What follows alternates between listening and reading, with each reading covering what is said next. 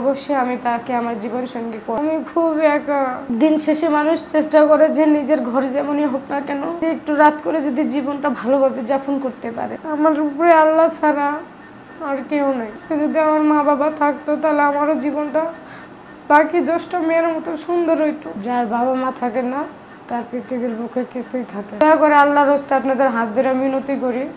আসলে অনেক কষ্টে পড়ে আসছি এই চ্যানেলে, না হলে আসতাম না। আপনারা কেউ বাজে কথা বলবেন না আল্লাহর রাস্তায়। আর রাস্তার আমি একটা মেয়ে মানুষ হয়ে আমি রাস্তায় রাজ্যগালি কাজ পর্যন্ত করছি। কেন আমার একমুঠ ভাত দেওয়ার মতো কেউ নাই। যার বাবা মা থাকে না তার পৃথিবীর বুকে কিছুই থাকে না।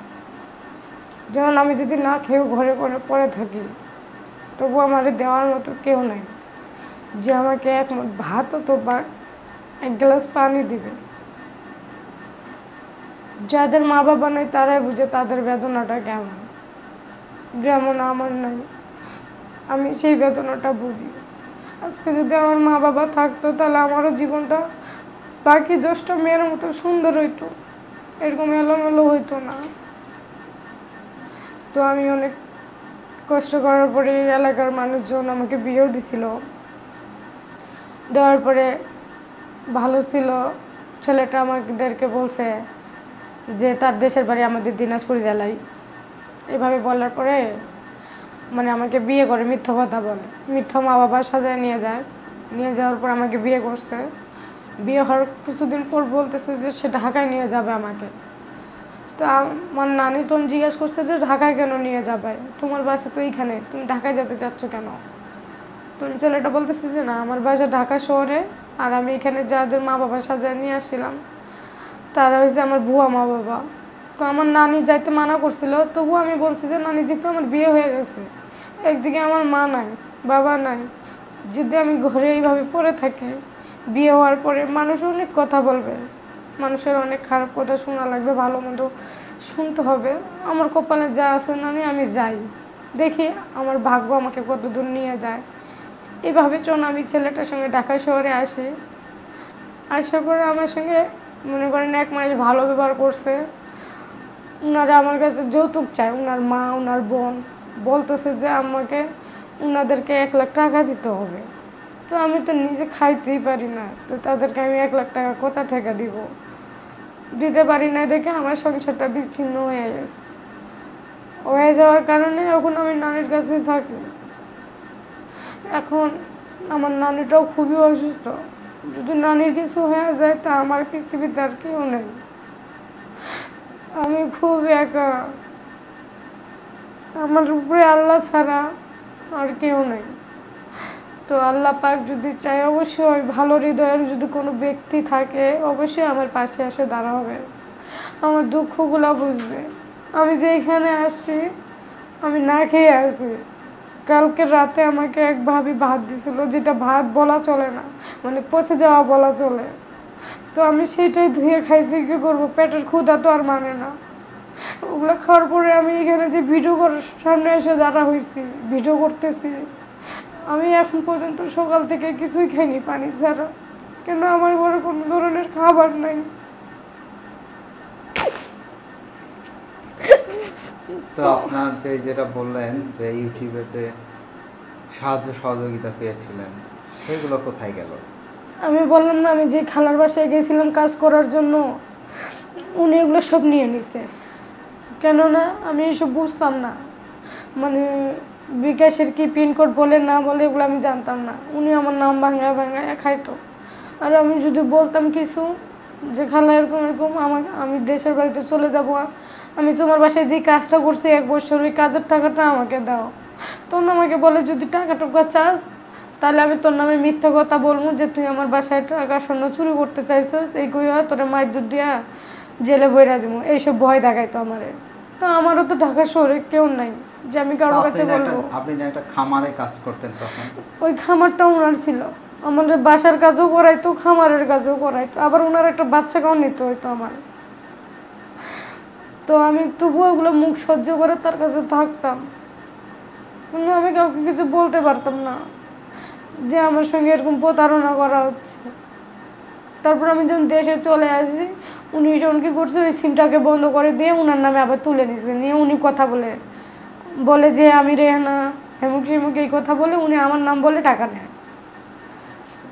এই হয়েছে পরিস্থিতি। আমি যা সাহায্য পাচ্ছিলাম সব উনি নিয়ে নিয়েছে, আমি একটা টাকাও পাইনি। শুধু মানুষ জানে এটাই যে রেহানাকে সাহায্য করছে, আসলে কিন্তু ওটা আমি না। আমি যে খালার বাসায় থাকতাম সেই খালা। এখন কোথায় থাকেন তাকে? এখন কার কাছে থাকেন? এখন আমি দেশের বাড়িতে চলে আসছি। এখানে কে আছে আপনার? এখানে শুধু আমার বিদ্যা নানি আর আমি।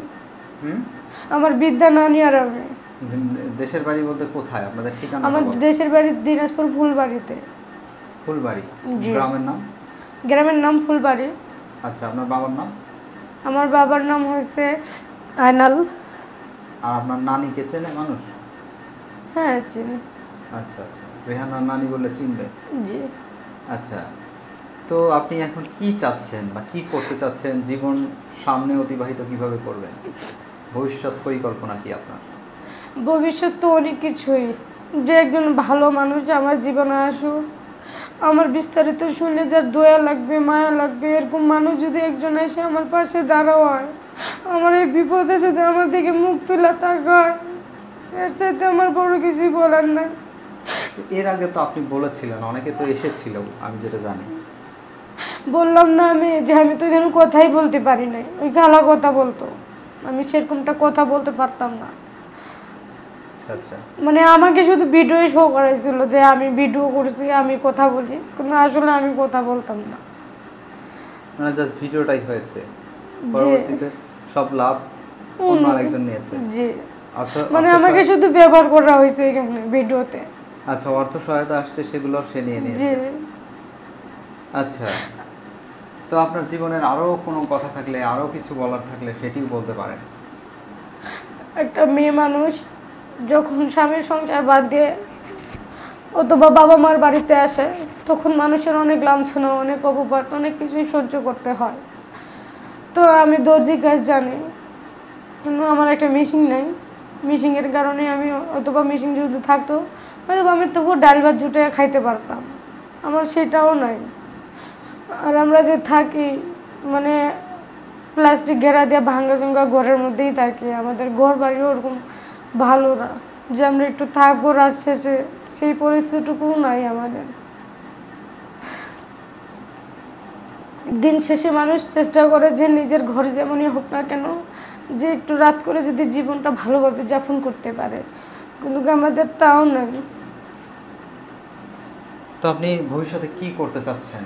আসলে এই যে ইউটিউবে আসছেন, কথা বলছেন, অনেক কিছুই বলছেন, আসলে এইভাবে তো আসলে 10 মিনিট সময়ের মধ্যে জীবনের পুরো গল্প বলা সম্ভব না। আসলে কিছু কথা আসলে শুনছি আমরা।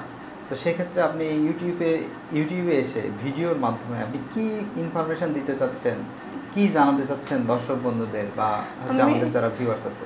আমি এইটাই জানাতে চাচ্ছি যে আমরা অনেক কষ্টে আছি, আমার নানু অনেক অসুস্থ।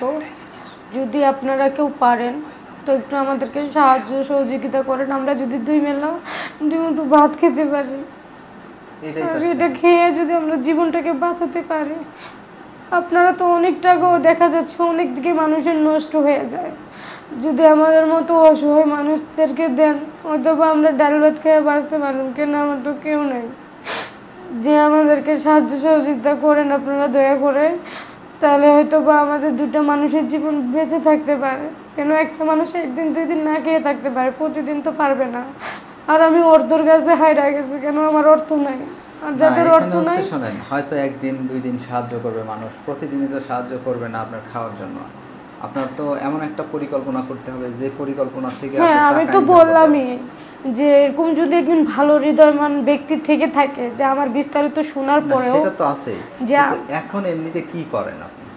আমি বললাম না, এখন আমার বর্তমানে আমি বেকার, আমার হাতে কাজ নাই। তো কোনো কাজ দিলে সেটি করবেন? যে যদি কোনো চাকরি বা কাজ দেয় কেউ? ভাই আমি চাকরি যে করব, আমি তো শিক্ষিতও না যে আমি চাকরি করতে পারবো। তারপরে যদি কেউ দেয় আপনাকে, সেটি করতে চান? আর এখন বর্তমানে আমি নানি অসুস্থ, তারে আমি ফালা উঠে যাইতে পারতেছি না। মানে তাকে দেখার জন্য মানুষ লাগে? জি, আর আমি ছাড়া তো তার কেউ নাই, আর সে ছাড়া আমার কেউ নেই।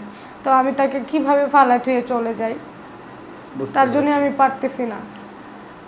আর এটাও বলার আছে যে জীবনে যদি আমি একজন ভালো মানুষ পাই, যে আমার জীবন লাইফ কাহিনী শোনার পরেও আমাকে জীবন সঙ্গে করতে চায়, এরকম ব্যক্তি যদি আসে আমার জীবনে, তাহলে অবশ্যই আমি তাকে আমার জীবন সঙ্গী করব।